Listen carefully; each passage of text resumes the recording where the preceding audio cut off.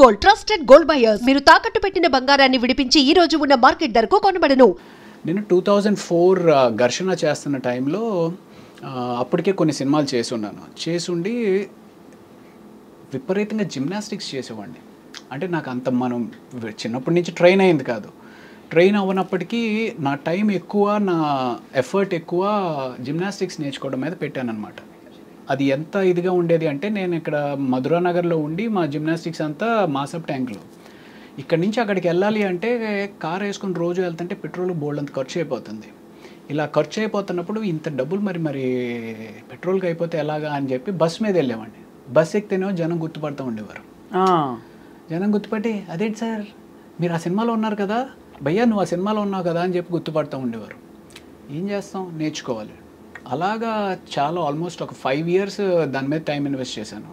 అంటే అప్పుడు ఆ ఘర్షణలో ఇఫ్ యూ హ్యావ్ వాచ్ కాకా కాకా అని చెప్పి ఏదైతే దాని తమిళ్ వర్షన్ మెయిన్ ఇది ఉందో, ఆ సినిమాలో సూర్య గారు బ్యాక్ ఫ్లిప్ చేస్తారనమాట. సో మనం కూడా అవకాశం వస్తే మనం కూడా చేయాలని విపరీతంగా నేర్చుకునేవారు.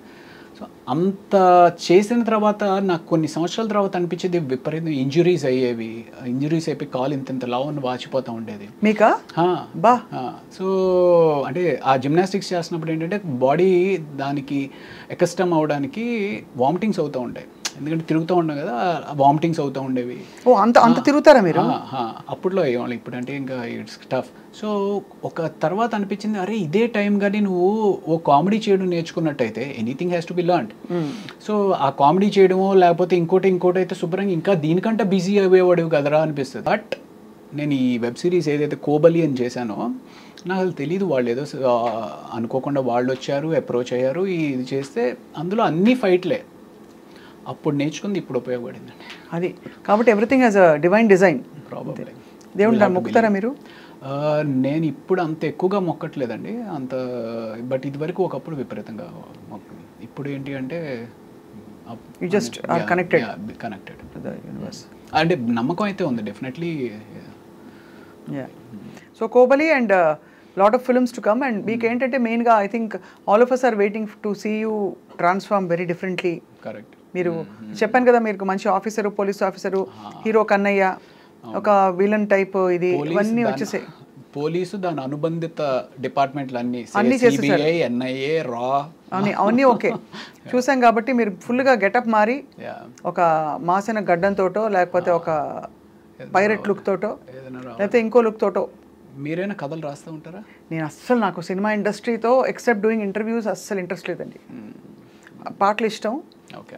I love listening to music. Interview ఎవరిది, మన సంగీతం శ్రీనివాసరావు గారు. ఆయన అంటే నాకు చాలా విపరీతమైన అభిమానం అనమాట. ఆయనతో పాటు ఇంటర్వ్యూ చేసినప్పుడు మీరు కూడా పాటలు పాడేస్తూ ఉన్నారు.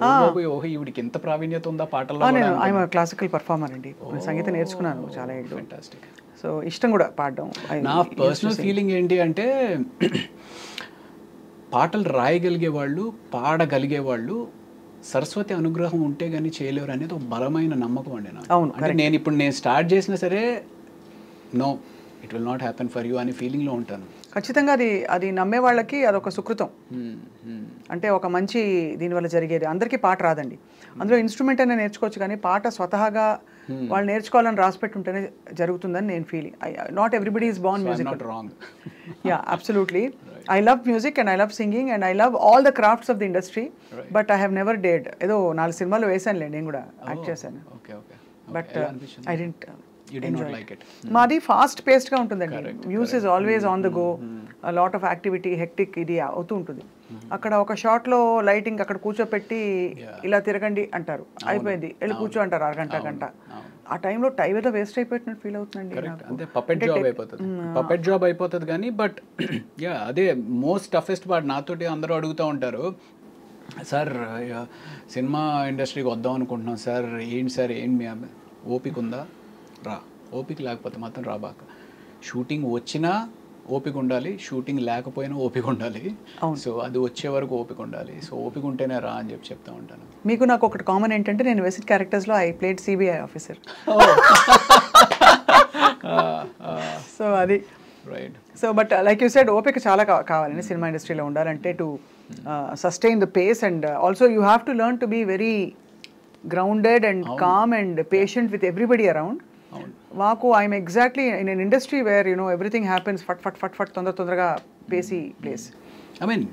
ఇప్పుడు ఓకే మనం అంటే ఏదో చిన్న చిన్న క్యారెక్టర్స్ సపోర్టింగ్ రోల్స్ చేస్తున్నాము ఓపిక్గా ఉండొచ్చు అనుకుంటాం. కాకపోతే పెద్ద హీరోలకు కూడా 7, 8, 10, 12 సినిమాలు ఫ్లాప్ అయ్యి కూడా మళ్ళీ బౌన్స్ బ్యాక్ అయిన హీరోలు ఉన్నారు. మరి అంత ఓపిక ఉన్నారు వాళ్ళకి. ఎంత డబ్బులు ఉంటే మాత్రం మాట పడాలి కదండి. అక్కడ జనం పిచ్చి నోటికి వచ్చినట్టు రాస్తారు. మన గేమ్ చేంజర్ గురించి ఇష్టం వచ్చినట్టు రాశారు.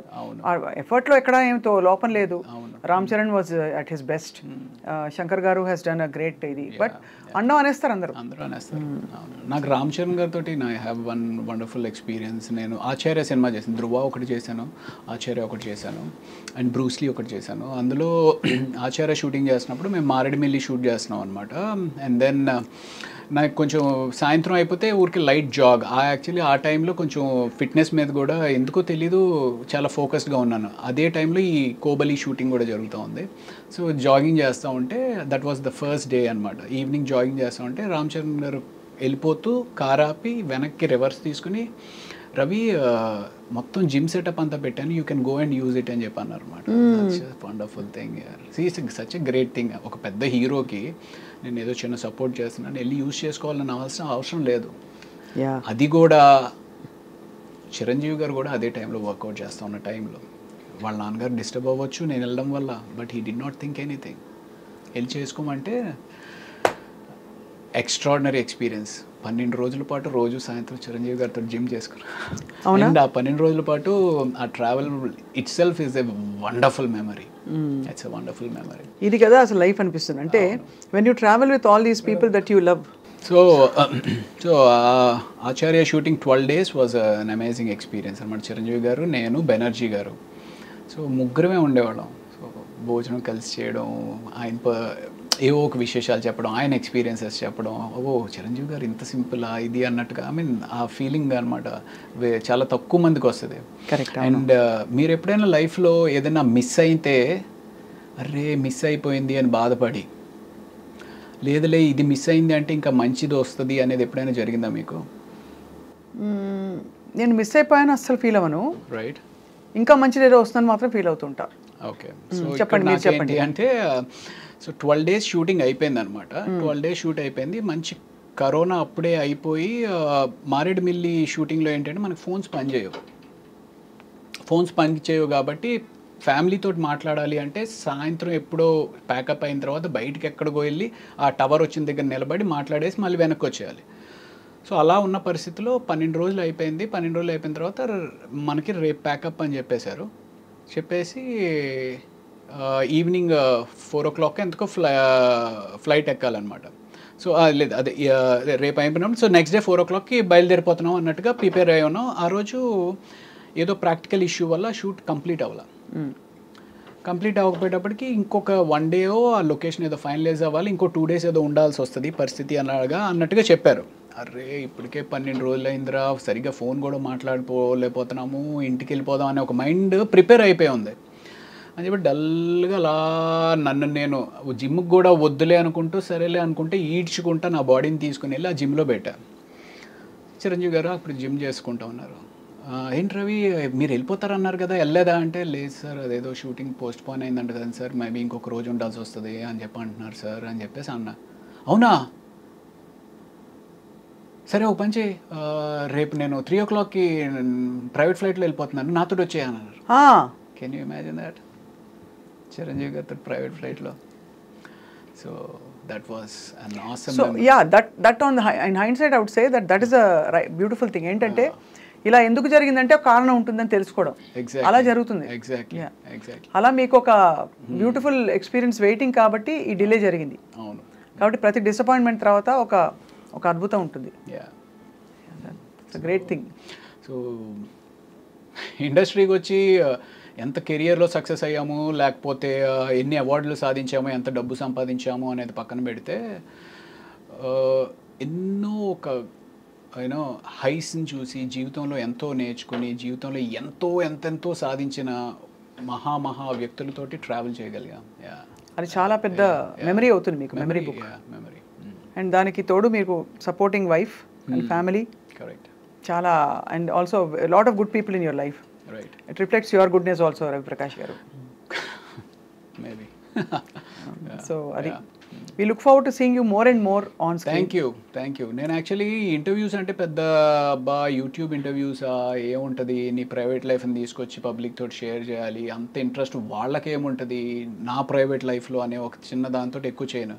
బట్ మీరు కొంచెం ఇంటలెక్చువల్గా ఉంటుంది, మీతోటి మాట్లాడడం కొంచెం ఎంగేజ్ చేస్తారు అనే ఒక ఉద్దేశంతో ఓకే స్వప్న గారితో అయితే చేద్దాం అని చెప్పి వచ్చానండి. I hope I didn't let you down. లేదు, యా, ఇట్ వాజ్ నైస్.